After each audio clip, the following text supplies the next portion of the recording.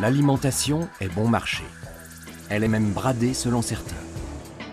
C'est surtout le cas des denrées alimentaires de base qui sont vendues en dessous de leur valeur réelle.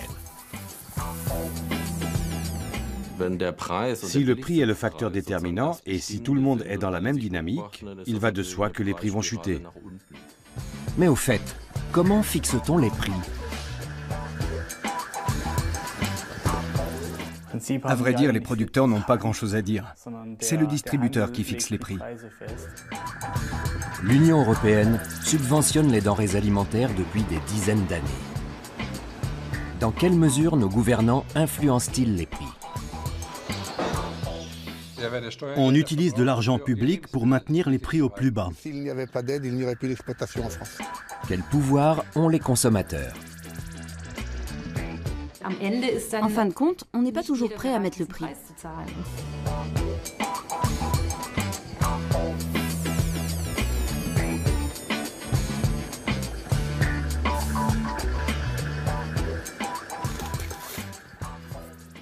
Birgit Rehag vient de faire ses courses hebdomadaires. Elle a dépensé plus ou moins 60 € pour nourrir sa famille de 4 personnes. C'est peu pour 7 jours. Du vin, du lait, des fruits, du pain, de quoi assurer le quotidien. La famille Rehag compte 2 petites filles pour qui une alimentation saine est importante. N'oubliez pas d'enlever vos chaussures. Mon petit chou. Les ménages allemands dépensent toujours moins pour se nourrir. Tout est bon pour faire des économies. Rares sont les consommateurs qui se préoccupent de la valeur réelle de leur panier de provisions. Pourquoi les produits alimentaires sont-ils si peu chers dans les supermarchés? Les consommateurs seraient-ils prêts à dépenser plus? Et si c'est le cas, pour quels produits?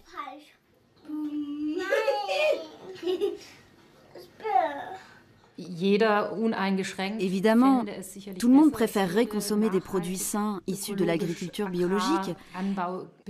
Mais en fin de compte, on n'est pas toujours prêt à y mettre le prix.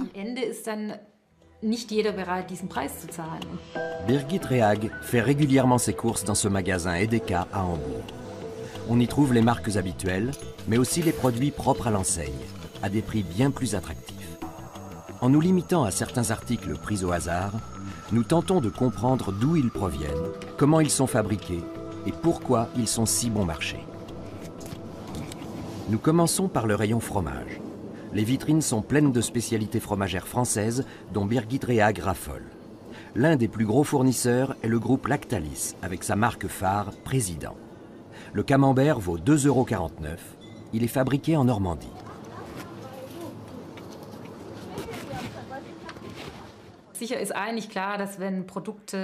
On est bien conscient en achetant un produit qui vient de l'étranger que le coût du transport se répercute sur son prix.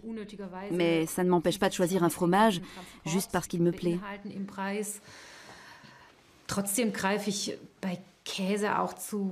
Je ne me préoccupe pas forcément de savoir si effectivement le fromage irlandais vient d'Irlande ou le français de France.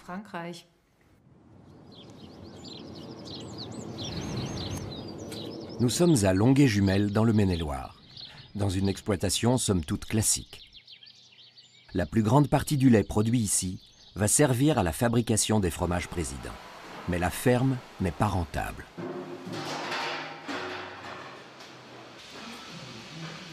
Yves Corvézier, son propriétaire, doit constamment augmenter sa production. Le fait de regrouper les 3 exploitations, le fait d'avoir un troupeau de 200 vaches, a concentré la main-d'œuvre, a concentré le matériel. Nous avons fait des économies d'échelle, nous avons augmenté l'efficacité, donc nous avons diminué le prix de production du litre de lait. L'exploitation produit 1,5 million de litres de lait par an, dont 80% sont vendus au groupe Lactalis pour la fabrication de ces fromages. C'est le groupe qui fixe les tarifs. Yves Corvézier n'est même pas consulté.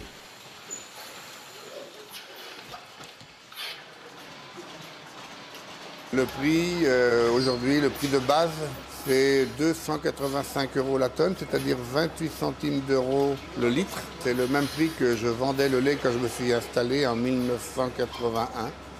Donc c'est une catastrophe et c'est pour ça que beaucoup de producteurs de lait arrêtent. Les mêmes prix qu'il y a 30 ans. Comment est-ce possible? Est-ce une conséquence de la politique de subvention de l'Union européenne? Le camion de la laiterie ne passe que tous les 2 jours. Il faut donc conserver et réfrigérer le lait pendant ce temps. Et cela représente une dépense supplémentaire. Le lait va servir à la fabrication du fromage président, un produit de grande consommation qui va faire bien du chemin avant de se retrouver dans les rayonnages des supermarchés. D'abord de Longuet à Domfront, puis vers le sud de l'Allemagne, jusque chez le distributeur qui alimente les pays situés à l'est de la France. Avant d'arriver dans le supermarché de Hambourg, le fromage aura parcouru plus de 1600 km. Malgré cela, il coûte toujours 30 centimes de moins qu'en France. Comment est-ce possible? Jens Peter Loy est professeur d'économie agricole à l'université de Kiel. Pour lui, le transport de marchandises sur de grandes distances n'est pas rentable pour tous les produits. Les coûts liés au transport sont d'autant plus importants que la valeur du produit est faible. La première remarque à faire est que le transport routier est bien plus onéreux que le transport maritime. Or, à l'intérieur de l'Union européenne, les produits utilisent tout naturellement la voie terrestre. Le cas des fromages est un peu particulier, en ce sens qu'il s'agit là de spécialités pour lesquelles une distribution à dimension européenne peut éventuellement se justifier. Pendant plus de 3 ans, Andreas Straub a occupé la position de manager chez Aldi. Il connaît les rouages du dumping commercial. Des spécialités françaises à prix cassés? Ce n'est pas un problème. Avec la pression qu'exercent les discounters, rien n'est impossible. L'Allemagne aussi a sa spécialité. Les denrées alimentaires y sont meilleurs marchés que partout ailleurs en Europe. Cette situation est certainement liée au fait que le pays compte le plus grand nombre de discounters en Europe. Ils représentent environ 40% du marché en Allemagne, pour seulement 11% en France. Il va de soi que cela influence le prix des produits. Le calcul n'est-il pas un peu rapide? Les discounters ne jouent-ils pas avec les aides publiques versées à l'industrie alimentaire? Les prix cassés ont aussi des répercussions sur la santé de l'exploitation laitière d'Yves Corvézier. Sans les fonds de l'Union européenne, il ne pourrait maintenir son activité. Le rôle de Bruxelles, on est un petit peu dubitatif, on y croyait beaucoup, on y croit encore beaucoup. Mais Bruxelles aide finalement à compenser le prix. C'est une aide à la consommation pour qu'on puisse produire de l'alimentation en dessous du coût de revient, en dessous de ce que ça nous coûte. Parce qu'en réalité, le fromage devrait être bien plus cher en rayon. Yves fait ses calculs. Eh bien, le fromage coûterait minimum 3,5 €, quoi. Il faudrait rajouter 30%. Il faudrait rajouter 30%. Donc 3 fois 2, 6, oui, 3,60 €. Ouais. Nous, on reçoit une aide importante, je n'aime pas le terme subvention, une aide importante qui est autour de 80 000 € pour 250 hectares pour 10 salariés, 5 salariés et 10 personnes à travailler en tout. Mais comme notre lait est vendu en dessous du prix de revient, c'est juste une compensation. Et notre revenu est inférieur à le revenu total est souvent inférieur à l'aide. C'est-à-dire que s'il n'y avait pas d'aide, il n'y aurait plus d'exploitation en France. Produire en dessous du prix de revient n'est possible qu'avec l'aide de l'Union européenne. Seraient-ce ces subventions qui font baisser les prix?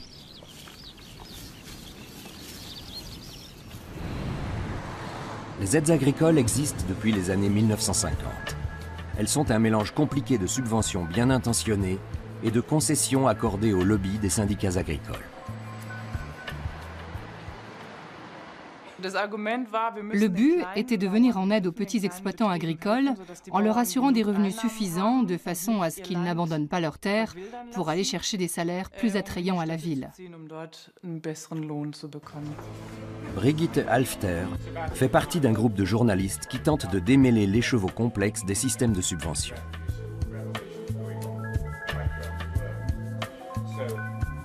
Chaque année, l'Union européenne verse 58 milliards d'euros d'aide financière à ses exploitants agricoles. 10 milliards reviennent à la France, contre 6 pour l'Allemagne. Le partage est inégal. Dès le départ, il était prévu de donner plus aux gros producteurs. L'importance de la production est souvent liée à la taille de l'exploitation. C'est ce qu'on appelle les versements directs. En Allemagne, quelqu'un qui exploite un terrain agricole ou un pâturage touche en moyenne 320 € par hectare, peu importe ce qu'il y fait pousser. En clair, plus on possède de terres, plus on touche de subsides de Bruxelles. Cela profite principalement aux exploitations qui pratiquent l'agriculture et l'élevage conventionnels à grande échelle, comme celles qui produisent des céréales ou du lait. La politique de l'Union européenne est conçue pour une agriculture industrielle. 1,5% des exploitants agricoles européens bénéficient à eux seuls de 30% du budget total, à savoir 17 milliards d'euros. Les 98,5% restants doivent se partager 41 milliards d'euros. Ce système mériterait d'être réformé. On pourrait fixer des objectifs ambitieux. Par exemple, subventionner l'agriculture biologique plutôt que la production de masse, en encourageant financièrement les agriculteurs prêts à respecter les normes de production biologique. L'agriculteur qui exploite un hectare de manière conventionnelle pourrait peut-être décider de travailler différemment s'il y avait une volonté politique de promouvoir l'agriculture biologique. En fait, il se mettrait en conformité avec les aides proposées. Il s'agit après tout de soutenir financièrement une décision politique. En réalité, les fonds sont des instruments politiques. Mais la réforme a échoué. La prime à la surface est maintenue. Les efforts pour imposer une politique agricole durable ont été balayés. La politique agricole de l'Union européenne a toujours privilégié l'efficacité de la production de masse. L'objectif de la politique agricole européenne est d'être toujours plus rentable.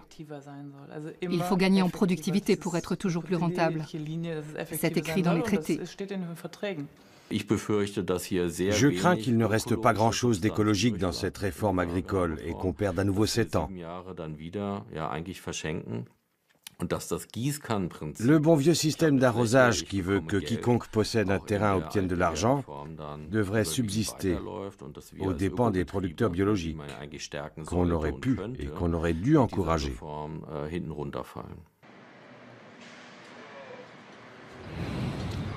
Pour Yves Corvézier, rien ne va changer. Il va continuer à percevoir des aides qui seront toujours insuffisantes, notamment parce que les subventions s'accompagnent de conditions qui génèrent forcément d'autres dépenses. Comme sa ferme se situe sur les bords de la Loire, elle est soumise à une réglementation très stricte en matière de protection des eaux. Quant à la petite fromagerie qu'il a installée, elle ne répond plus aux normes de l'Union européenne. Il espérait gagner un peu d'argent en diffusant ses produits laitiers en vente directe, mais cela va être difficile. On a fait une mise aux normes en 2000 qui nous a coûté déjà 400 000 €. Donc on a travaillé beaucoup pour amortir cette mise aux normes qui n'est pas terminée, l'amortissement n'est pas terminé. Et les nouvelles normes qui entrent à nouveau en place, zone sensible, plus le fait que nous ayons... On était aux normes pour jusqu'à 200 vaches, si nous passons à 202 vaches, les normes changent. Et il faut tout recommencer. Les fonds européens ne lui font pas de cadeaux. Pour arrondir ses fins de mois, il commercialise ses propres produits. Un fromage du terroir pour des gens du terroir. On a mis la vente directe et la production de produits labourés en place pour essayer de contrer la baisse du prix du lait, puisqu'il n'y a aucune visibilité d'augmentation du prix du lait à l'avenir. Et les consommateurs intéressés par la qualité, puisque c'est vraiment des produits qui n'ont rien à voir avec le produit industriel. Yves Corvézier reste dépendant des subventions, celles-là même qui contribuent à tirer le prix des denrées alimentaires vers le bas.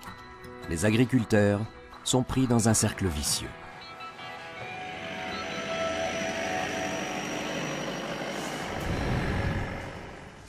La concurrence des produits bon marché est écrasante. Les discounters comme celui-ci proposent 45 000 articles en promotion, des produits de consommation de masse, élaborés à faible coût. En fait, ce sont surtout les produits alimentaires de base comme le lait et le pain qui sont subventionnés par l'Union européenne, des produits que le consommateur a l'habitude d'acheter à bas prix.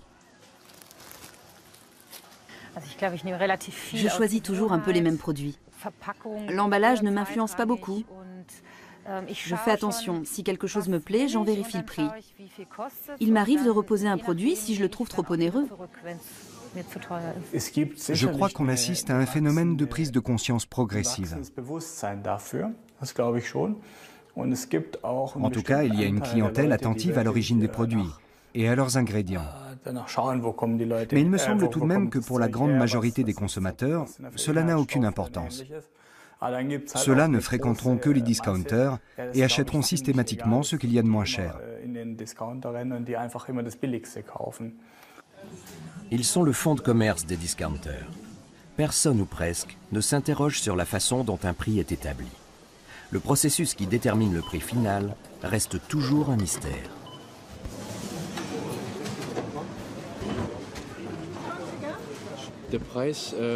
Qui fixe le prix de vente? Chez nous, ce calcul se fait au siège.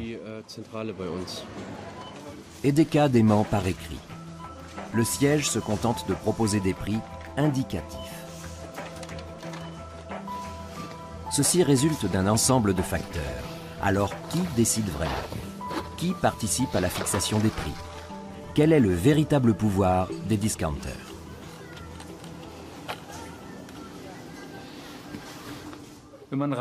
Si l'on s'en tient à la structure du marché, le commerce alimentaire de détail a toutes les cartes en main. On n'est pas dans une situation de monopole, mais plutôt d'oligopole. Cela signifie que les 5 groupes les plus puissants se partagent 80% du marché. S'ils s'entendent sur une politique tarifaire qui privilégie les prix bas plutôt que la qualité, alors les prix baissent. Les discounters entretiennent la concurrence. Celui qui sera le moins cher fera le plus de profit. Et en matière de prix cassés, ils sont les plus forts. Aldi est impitoyable dans ses négociations avec ses fournisseurs, ce qui lui permet d'avoir les prix les plus bas. Les autres enseignes, pour rester compétitives, doivent s'aligner sur ces prix. Elles peuvent essayer d'être moins chères, mais elles savent bien qu'à ce jeu, Aldi aura toujours le dernier mot.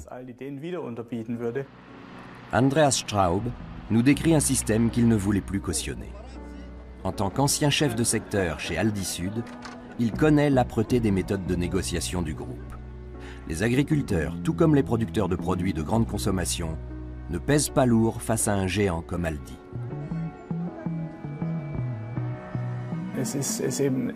Il y a un déséquilibre extrême entre d'un côté tous les petits ou moyens producteurs et de l'autre ces 4 énormes centrales d'achat surpuissantes.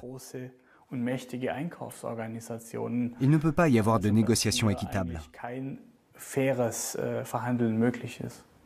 La société Harry est l'un des principaux fabricants de pain de mie en Allemagne. Le principe de l'entreprise est le suivant. On achète et on vend à un niveau régional, tout en produisant en masse. L'entreprise ne touche aucune subvention. La pression est double. D'un côté, les discounters qui exigent des prix bas, et de l'autre, les boulangeries artisanales, un autre type de concurrence. Les consommateurs comparent soigneusement les prix. Il y a toujours moins de produits pour lesquels le consommateur a une idée précise du prix. C'est le cas du lait, du beurre et bien entendu du pain qu'on va acheter au moins une fois par semaine. C'est sur ces produits de première nécessité que la bataille des prix fait rage. C'est sur ces 30 ou 40 références que les marges bénéficiaires sont les plus faibles. En fin de compte, les enseignes gagnent de l'argent sur les autres articles. Mais les prix des produits de première nécessité sont on ne peut plus bas. Une pression tarifaire à laquelle même cette boulangerie vieille de plus de 300 ans ne peut se soustraire. L'entrepreneur y répond par une industrialisation de sa production, si possible sans perte de qualité. Les transformations sont onéreuses. D'importants contrôles à chaque étape de la fabrication doivent permettre une production de qualité au plus bas prix. En 1 heure, nous fabriquons 7500 pains. Les cycles sont variables car nos pains sont fabriqués en fonction des demandes des distributeurs. Par jour, cela représente en moyenne 180 000 pains de mie. La boulangerie industrielle tente de maintenir les coûts internes au plus bas. la production est automatisée de A à Z. 45 boulangeries régionales sont réparties sur la moitié du territoire allemand pour limiter les frais de transport. Les céréaliers qui livrent le blé sont installés aux abords de ces boulangeries. Malgré cela, le pain Harry n'échappe pas à la pression tarifaire des discounters.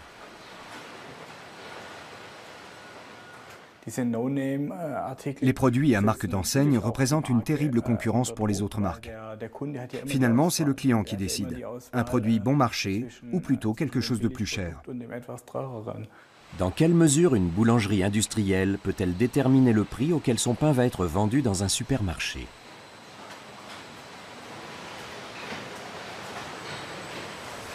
Au regard des coûts de production, le pain ne devrait-il pas être vendu plus cher?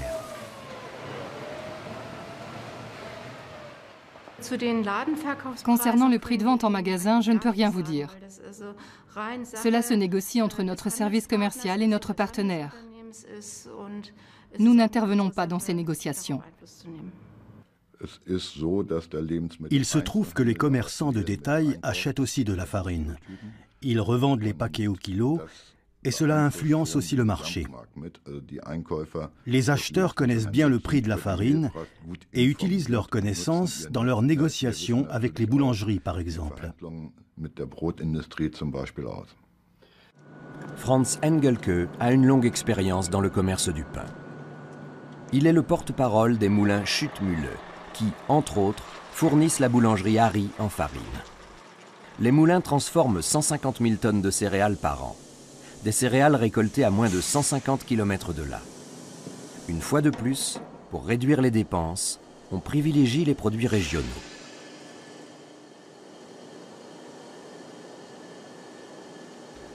Le travail à l'échelle régionale suppose de réduire les distances de transport vers nos clients et d'essayer autant que possible de nous fournir auprès des producteurs locaux. Il s'agit de trouver le bon compromis, à la fois proche du client et proche de l'exploitant agricole. C'est aussi un avantage pour les agriculteurs qui ont moins de frais de transport. Contrairement aux producteurs laitiers, les céréaliers s'alignent totalement sur le prix du marché mondial. Naturellement, il est soumis à d'importantes fluctuations. En ce moment, le prix des céréales ne descend que rarement sous la barre des 200 €. À ce tarif, le producteur céréalier peut couvrir ses frais. Et du côté des moulins, ils fournissent une farine de qualité aux fabricants, qui fournit un pain de qualité aux commerçants. Or, ce dernier exige des prix bas sur les aliments de base. Et on en arrive à vendre le pain bien au-dessous de sa valeur réelle. Cela fait partie de la stratégie des discounters. Avec leurs produits à marque d'enseigne, ils font pression sur les autres marques. La gamme de base des discounters ne repose pas sur les marques des fabricants, mais sur leurs propres marques. Cela leur permet de gagner un peu d'indépendance par rapport aux autres fabricants et ainsi de proposer les prix les plus bas. En conséquence, ils s'épargnent quantité de tracas et peuvent s'organiser librement de façon à être les plus rentables possibles. En fin de compte, ce sont les employés, mais aussi les petits et moyens fournisseurs qui en subissent les conséquences. Il y aura toujours des gens pour apprécier la véritable qualité des produits, et c'est une bonne chose. Mais dans le doute, la grande majorité des consommateurs choisira un produit bon marché plutôt qu'un produit sain.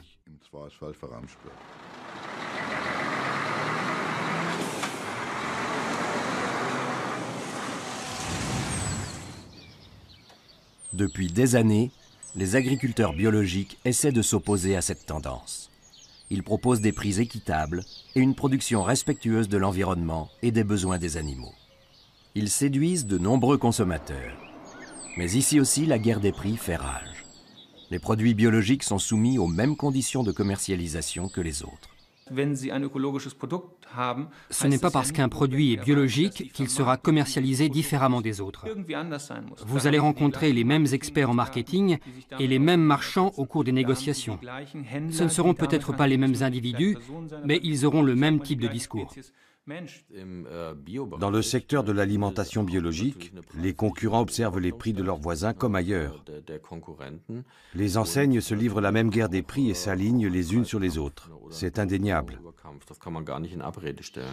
Heinz Elfenkemper-Rehmann compte plus de 30 ans d'expérience. Lorsqu'il a commencé à produire aux normes biologiques en 1981, personne ne connaissait ce genre de produit. À l'époque, la politique d'aide de l'Union européenne était bien différente. On subventionnait les produits, pas les surfaces. L'augmentation de la production biologique s'accompagne de contrôles plus stricts. Si un agriculteur ne remplit pas les conditions nécessaires, les sanctions pleuvent. C'est exact. Si on ne respecte pas les exigences, on est sanctionné et les primes nous sont retirées. Ça vous est déjà arrivé ? Nous avons été sanctionnés parce que nous avions oublié de déclarer une parcelle de terrain. Un petit prêt d'1 hectare nous avait échappé. Nous ne l'avions pas enregistré. Nous avons dû le déclarer par la suite. Et nous avons été sanctionnés. Cet exploitant qui pratique l'agriculture biologique subit de fréquents contrôles. C'est une volonté politique. On ne touche des aides que si toutes les conditions sont respectées. Son fils Janosch a récemment rejoint l'entreprise familiale. Il ne se destinait pas à être agriculteur. Il avait de bonnes raisons. Avec tout mon travail, j'ai souvent été amené à négliger ma famille. Je ne m'en suis aperçu que plus tard. On s'est lancé dans l'alimentation biologique et du jour au lendemain, je me suis retrouvé à la tête d'une grande surface de produits bio. Ce n'était pas notre idée au départ, mais c'était nécessaire pour assurer la commercialisation de nos produits. C'est une période dont je n'aime pas trop me souvenir. Toutes les exploitations pionnières en matière d'agriculture biologique ont cela en commun que leurs débuts ont été très difficiles. Ce n'est qu'à la suite d'un très long travail qu'elles ont pu se constituer une clientèle fidèle. Maintenant, tout le monde connaît l'agriculture biologique. Mais les débuts ont été très difficiles.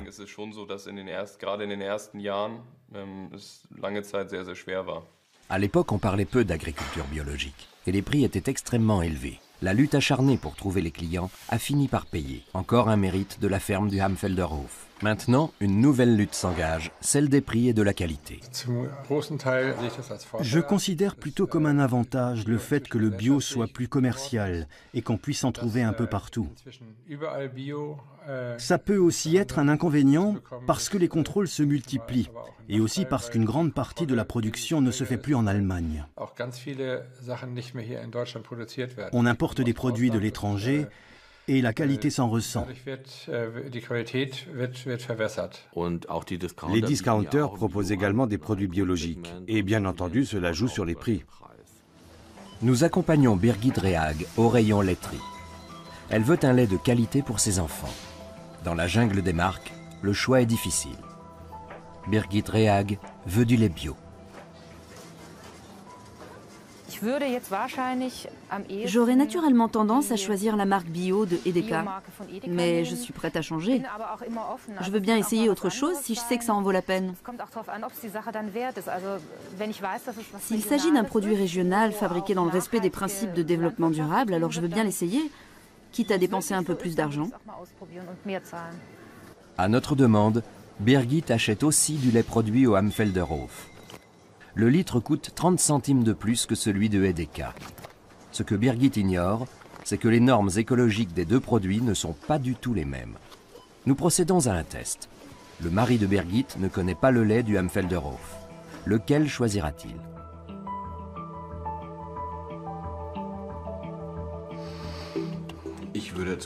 Je choisirais ce lait bio parce qu'il me semble plus sain, plus nourrissant ou plus riche que les autres. Mais je dois avouer que je ne connais pas les autres. Le logo bio sur l'emballage attire le consommateur, tout comme les prix bas. Pourtant, les agriculteurs biologiques proposent des produits de bien meilleure qualité que le lait de Edeka, aux normes biologiques européennes assouplies. De toute façon, le consommateur dépensera plus que le prix affiché.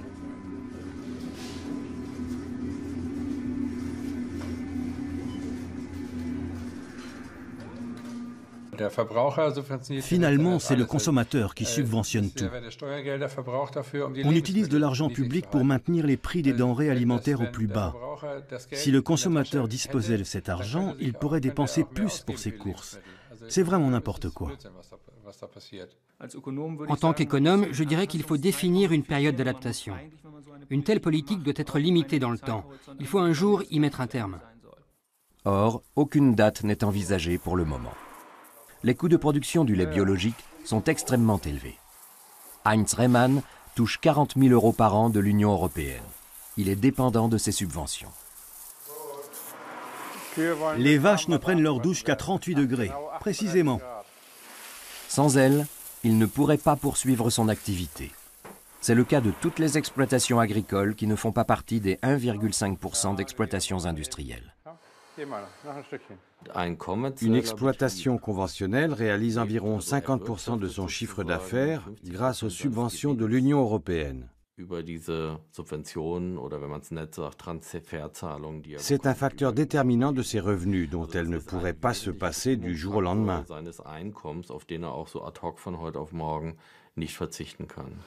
Le prix du lait n'a pas changé en Allemagne depuis 30 ans. C'est le cas aussi du lait biologique. Encore une conséquence des subventions. Les coûts de production, en revanche, ont doublé.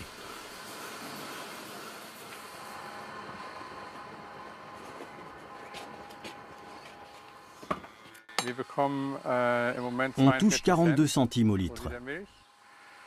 C'est lié à l'abondance du lait de printemps. À l'automne, la laiterie est plus généreuse, elle nous verse entre 45 et 46 centimes par litre. C'est exactement 13 centimes de plus que pour une exploitation conventionnelle. Mais l'exploitant n'en profite pas. Sans subvention, notre exploitation agricole n'est pas viable pour le moment. On a besoin des aides au maintien de l'activité biologique, mais aussi des primes à la surface de l'Union européenne, parce que le prix du lait est bas et la rentabilité en général trop mauvaise. Bien que les prix des produits biologiques soient plus élevés, ici aussi, on a besoin de subventions. Nous sommes en Bretagne, dans le port de Lorient, autrefois le point de départ d'une flottille de pêche capable d'assurer sa subsistance. Son directeur, Yves Guiriec, nous apprend que le port est désormais dépendant des aides de Bruxelles. Le parcours serait certainement plus compliqué sans le levier, je dirais, communautaire. Bruxelles et la communauté européenne imposent des contraintes en matière de gestion de la ressource, de traçabilité, de mise en marché, etc. Il est probablement aussi, je dirais, de bon sens qu'il soit présent au moment où il faut participer à dynamiser la filière et qu'il soit présent, y compris financièrement. Il est 3 h du matin. Jackie Somsou prépare son bateau. Avec Julien, son fils de 22 ans, il met le cap sur la côte sud de la Bretagne. La zone de pêche varie avec les saisons. Au début de l'été, il faut compter 1 h 30 de bateau et parcourir jusqu'à 20 km en mer. Le fruit de sa pêche est destiné aux poissonneries, aux restaurants et aux rayons des supermarchés.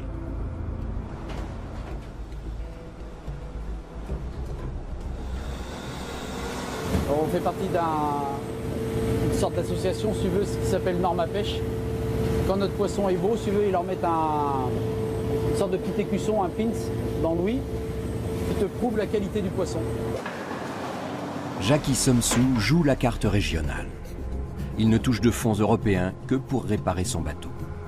Il dégage ses revenus de la vente de son poisson.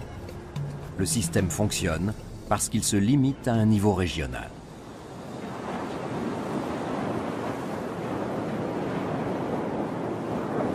Un prix, des fois on le vend très bien, et des fois on le vend pour rien du tout, quoi. Après c'est l'offre et la demande. Plus tu en amènes, normalement, moins ça se vend. Et moins tu en amènes, bah, plus ça se vend, ils en ont besoin, tu vois. C'est l'offre et la demande. Donc quand tu pêches plein, en général, tu vends pas cher. Tu vois, donc des fois ça sert à rien de pêcher trop non plus. La pression financière est énorme. Le prix du carburant augmente, les importations de poissons de l'étranger aussi, les quotas de pêche diminuent, tout comme la longueur des filets. il doit absolument obtenir un bon prix pour son poisson.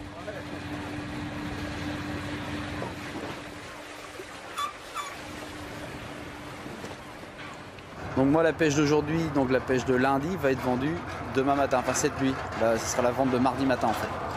Voilà, et donc là le poisson il est avec un gars qui met des pins dessus, tu vois, pour certifier la qualité.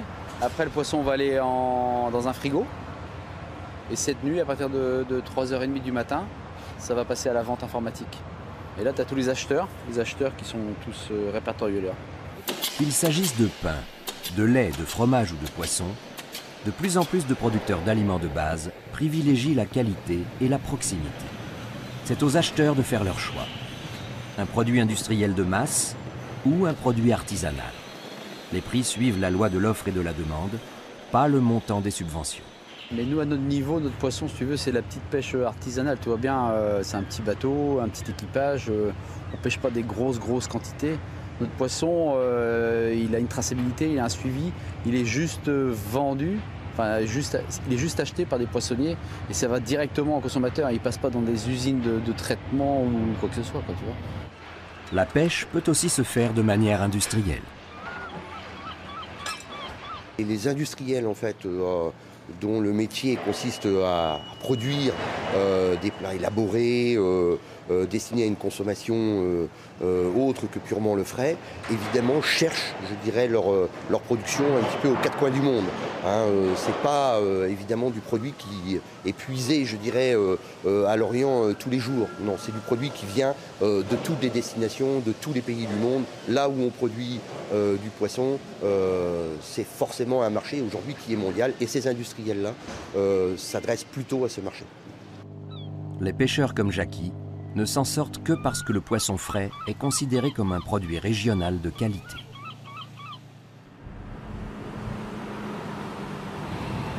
Nous sommes à Witzwort, dans le Schleswig-Holstein, sur la mer du Nord. C'est dans cette laiterie que le lait du Amfelder Hof est traité et conditionné. La laiterie fait plutôt partie des petites entreprises laitières, bien qu'elle affiche un volume de 125 millions d'articles par an. Ici, on travaille aussi bien le lait conventionnel que le lait biologique. Cette étape est cruciale dans le calcul du prix du litre de lait.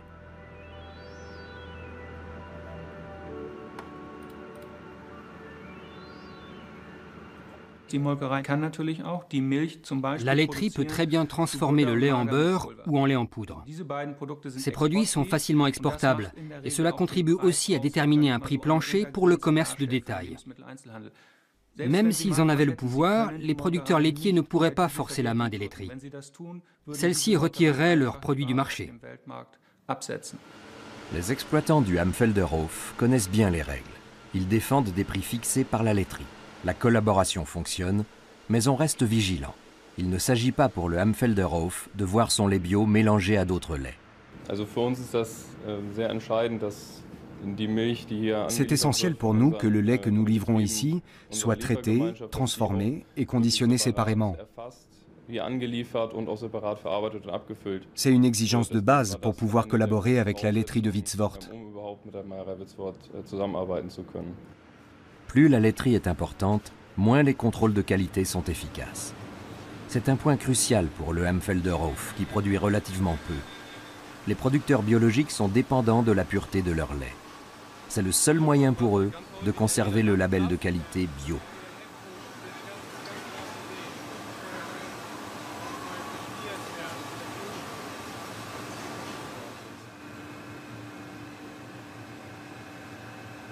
La séparation entre lait conventionnel et lait biologique n'est plus réalisable dans les productions de masse.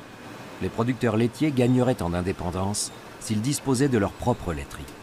Pour le moment, ils sont en bout de chaîne.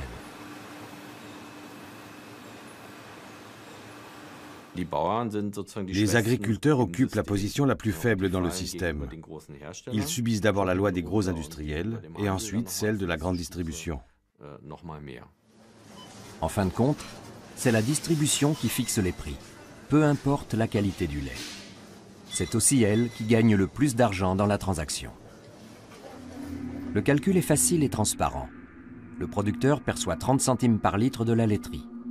Celle-ci touche 50 centimes du distributeur, Ce dernier couvre ses frais de vente à partir de 70 centimes. Au-delà de cette somme, tout ce que le distributeur va toucher constituera un bénéfice net. Et les agriculteurs n'ont jamais compris qu'ils auraient dû garder le contrôle du marché de la distribution et de la transformation. Il y avait suffisamment de coopératives de producteurs pour que ça fonctionne, mais ils n'en ont pas saisi l'occasion. Les Reymann en ont plus qu'assez de cette dépendance. Ils voudraient être impliqués davantage dans la prise de décision. Ils auraient ainsi plus de poids face aux distributeurs et du coup, plus de poids en matière de prix.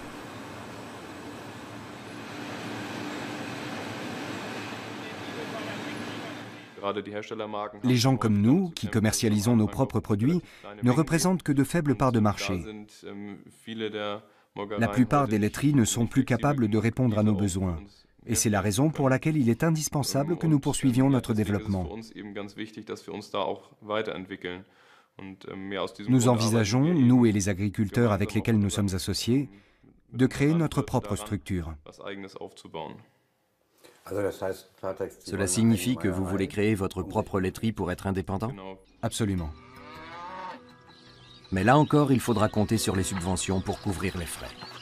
Finalement, les consommateurs dépensent bien plus qu'ils ne le croient pour leur alimentation.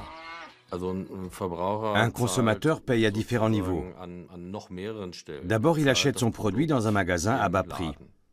En Allemagne, les prix de l'alimentation sont bien trop bas et ne cessent de baisser.